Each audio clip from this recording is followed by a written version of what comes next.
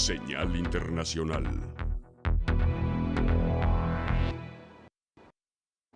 Controlan el incendio producido en una central nuclear de Zaporilla, Ucrania, después de un bombardeo ruso. Ya está controlado el incendio desatado en la central nuclear ucraniana de Zaporilla, causado, según las autoridades locales, por proyectiles rusos. El Organismo Internacional de Energía Atómica ha alertado del peligro de golpear los reactores, aunque asegura que no se ha informado de cambios en los niveles de radiación. Europa debe despertar, decía el presidente ucraniano. La planta de energía nuclear más grande de Europa está en llamas. Los tanques rusos disparan contra unidades nucleares. Están equipados con cámaras termográficas. Para saber dónde disparar, se prepararon para esto. El incendio se desató en un edificio fuera de la planta, según precisó el Servicio Estatal de Emergencias de Ucrania. Durante la octava noche desde la invasión rusa, las sirenas antiaéreas volvieron a sonar en las principales ciudades, también en Kiev, hacia donde se dirige un enorme convoy militar ruso, que ha avanzado muy poco en los últimos 3 días, según el Ministerio de Defensa británico. Una de las ciudades más castigadas en las últimas horas ha sido Chernígov, al noreste de la capital.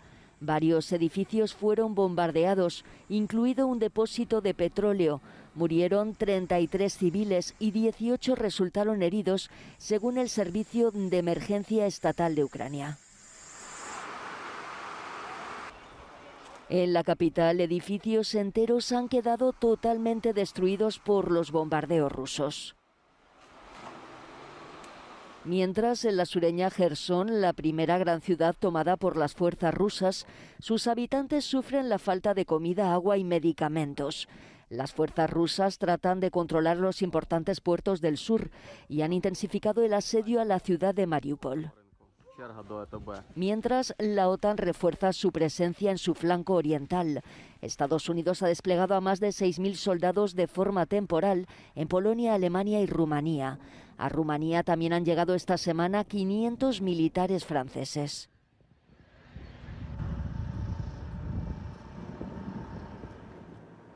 Pide a Ucrania endurecer más las sanciones económicas contra Rusia. El Consejo de Derechos Humanos de la ONU vota este viernes un proyecto de resolución que condena la invasión rusa de Ucrania y exige la retirada de sus tropas. El representante de Rusia en Ginebra ha acusado a la Unión Europea de tener una agenda oculta. La paz y la prosperidad de Ucrania no son de su interés.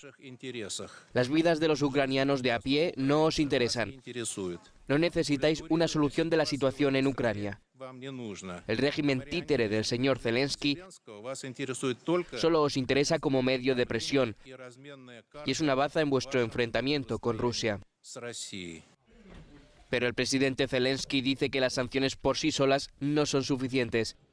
En la conferencia de prensa de este jueves pidió a las potencias occidentales que hagan más.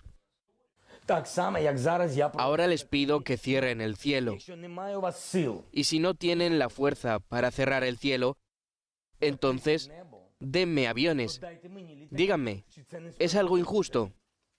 Europa y Estados Unidos han rechazado esta última posibilidad diciendo que supondría poner las botas sobre el terreno.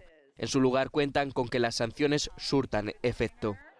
Nos hemos centrado en uno de los grandes aspectos, como es, por supuesto, el entorno del presidente Putin. Queremos que la gente que le rodea sienta la presión. Mientras, los ciudadanos rusos también sienten el apretón de las sanciones y cómo algunos productos están aumentando su precio. Tiendas como las de IKEA en Moscú vivían colas como estas después de que el gigante sueco del mueble dijera que iba a cerrar de forma temporal todas las que tiene en Rusia y Bielorrusia. El secretario general de la OTAN, Jens Stoltenberg, condenó la agresión rusa contra civiles en Ucrania y aseguró que el ataque a la central nuclear de Zaporilla muestra la temeridad de esta guerra y la necesidad de que Rusia retire sus tropas. El Stoltenberg recalcó que la OTAN no es parte del conflicto, es una alianza defensiva y no busca la guerra o conflicto con Rusia. Durante la reunión extraordinaria de este viernes en Bruselas, Los ministros de Exteriores de la OTAN acordaron que ningún avión aliado sobrevuele el espacio aéreo de Ucrania ni que entren ahí sus tropas tras la petición de Kiev de que contribuyan a imponer una zona de exclusión aérea sobre el país. Acuerdan Rusia y Ucrania crear corredores humanitarios para evacuar a los civiles tras una segunda ronda de negociaciones. Acuerdo para establecer corredores humanitarios en Ucrania. La segunda ronda de negociaciones ruso-ucranianas en la región bielorrusa de Brest concluyó este jueves con un primer acercamiento que permitirá evacuar civiles con ceses del fuego humanitarios en algunas zonas. Ucrania ha insistido en la urgencia de entregar medicamentos y alimentos a las zonas afectadas por los combates. El asesor de la oficina del presidente ucraniano dijo, sin embargo, no haber logrado los resultados que Ucrania necesita. La delegación rusa, por su parte, ha salido más satisfecha. Considero que se trata de un progreso significativo. Una vez más, la Federación Rusa hace un llamamiento a las personas que se han encontrado en esta situación para que utilicen estos corredores humanitarios en caso de que las hostilidades continúen o hagan todo lo posible para que las hostilidades cesen, ha dicho el jefe de la delegación rusa. Esas hostilidades han obligado a abandonar sus hogares a más de 2 millones de personas en la primera semana de guerra, pero muchos civiles siguen atrapados en pueblos y ciudades destruidos. Se espera una nueva ronda de negociaciones a principios de la próxima semana, también en Bielorrusia. Un atentado en una mezquita chiita al noroeste de Pakistán dejó al menos 56 muertos y 200 heridos. Atentado en una mezquita chiita de la ciudad pakistaní de Peshawar. Decenas de personas murieron en el ataque, perpetrado pocos minutos antes del inicio de la oración del viernes.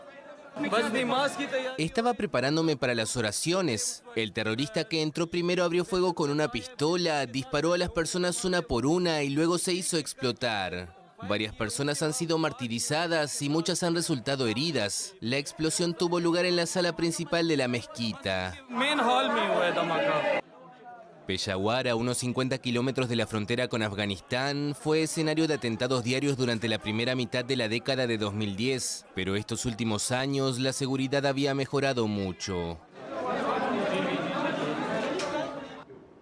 Sonia y Belén, la información nacional e internacional. Ya a usted le agradezco nos haya seguido.